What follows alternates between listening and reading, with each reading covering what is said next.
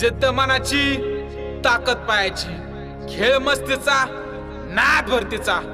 वडील हे जिथं माझी आकाशाला भिडू दे